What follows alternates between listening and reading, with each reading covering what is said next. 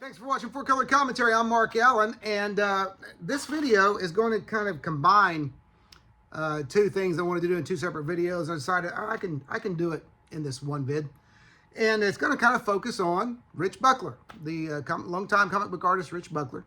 Buckler has always been kind of a stalwart, dependable comic artist, and I don't know anything about his speed or his work rate, but for a while, I mean, he did a lot of work for Marvel back during the Bronze Age and Modern Age.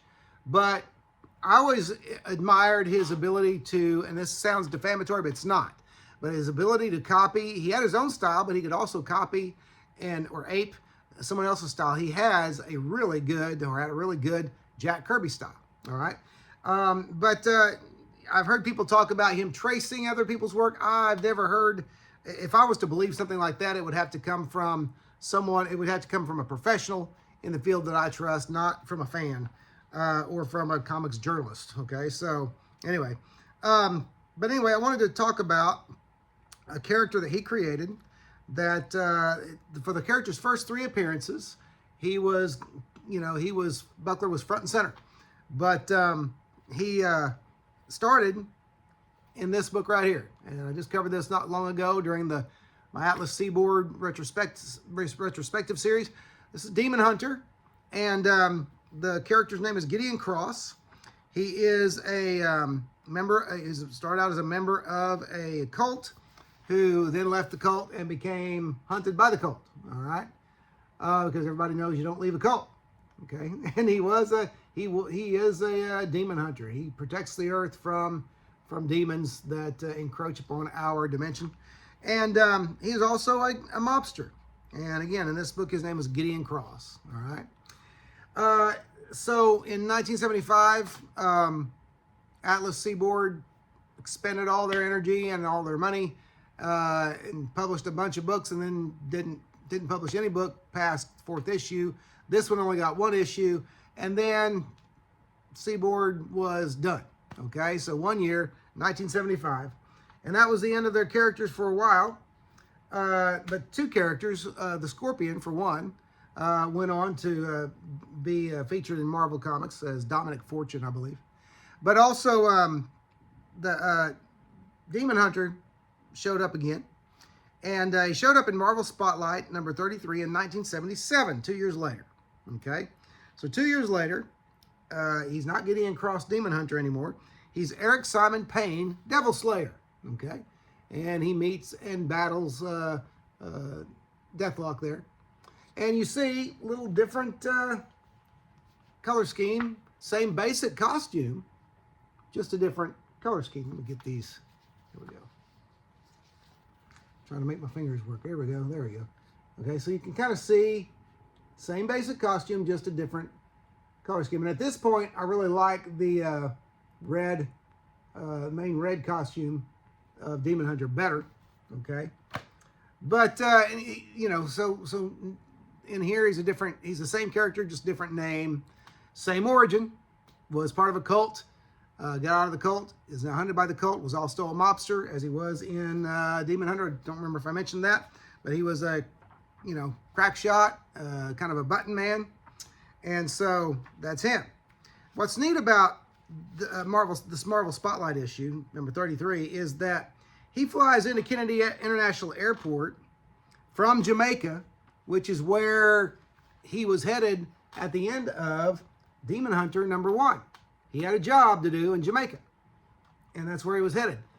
2 years later, in Marvel Spotlight number 33, he's flying in from Jamaica, and just references just a little bit of the adventure he had there in Jamaica, okay?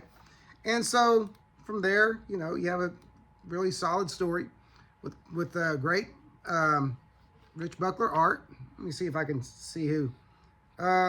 He's inked by a bunch of different people in this. Rich Buckler, and then Mike Nasser, Arvil Jones, and Klaus Janson, all solid inkers. So anyway, decent story, good art. And again, you got I have to think that some people were kind of jazzed probably to see the character pop back up, even under a different name, but the same basic character. Okay, so kind of neat, all right. But after this, and here's an interesting aside, since then, Marvel has used Devil Slayer again and again, even into modern age. I'd like to kind of maybe go and research some of those stories. He was used in the Defenders for quite some time. I think he was a Defender, and then used in some other stuff. But he is. I don't know at what point Rich Buckler got rid of or sold the rights or whatever, but I know after this next publication, this was the end. This next publication was the end of Rich Buckler's involvement with the character, as far as I know. And in this one, he kind of blends the two looks of the Atlas and Marvel appearances. Okay, he keeps the blue bodysuit of the Marvel character, and he combines he keeps the blue bodysuit and he darkens the cape to more of a red. And there he is on the cover of a one and done. It's supposed to be a series, but it was one and done Galaxia magazine. And this is, again, this was Rich Buckler's baby. Okay. Now he is again in this book. He is Gideon Cross. That is his civilian name. Okay. But his character, superhero, anti-hero name, whatever, Bloodwing. Okay, I don't know why Buckler didn't go back to Demon Hunter, but he's Bloodwing. Same basic origin story, and same name as in the Atlas comic. But anyway, so you have some really neat opening splash, and this is in black and white, I should mention. Great Rich Buckler art here, doing the realistic style, doing the style that's kind of, very, very much inspired by and influenced by Neil Adams and Dick Giordano. But there's his opening page there, okay? And in this one, the difference in this one is he is seeing Gideon Cross is seeing a psychotherapist because of all he's been through. And but he's still doing the hero thing. I guess you call it if anyone's protecting our reality from demons, he's a hero. But you also have some some gunplay because he is a he is a mobster. He is a crack shot, and so you have some interesting things going on there. All right, so that's the character, Demon Hunter / Devil Slayer / Bloodwing. So there you go. But about Galaxia, again, was a very, very much a Rich Buckler thing, though other artists helped with it and writers wrote on it. But Buckler, this was his baby, and it had some promise. I really feel like it had some promise. Had Mark Texiera also doing some early work on it, and I'm trying to look at some of these other. Rich Buckler was artist as well as writer and editorial director. So I'm looking, Sam De La Rosa was an inker on here. So you have some neat stuff here and kind of a neat piece of comic book history concerning the character and the creator. But Rich Buckler was involved in most of the work in here. And give you a story here in the back, the last story that shows off his Jack Kirby style. Okay, so very, very Kirby. Okay, so neat stuff. Galaxia was the name of the universe that all of these characters and stories lived in and took place in.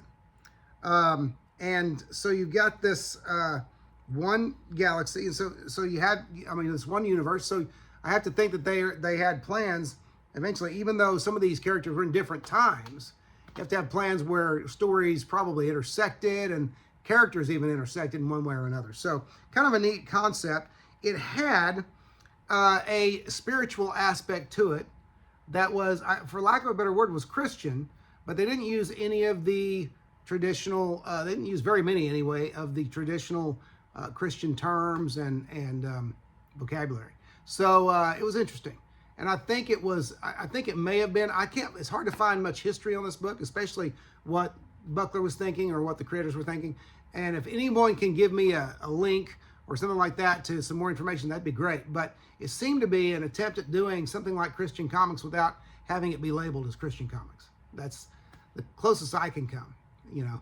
But anyway, it's good stuff, and it's an interesting look back on the character and Rich Buckler's work on it. But after that, after Galaxia, as far as I know, that was the end of Rich Buckler's work or contact with the character. I don't know what happened with the rights.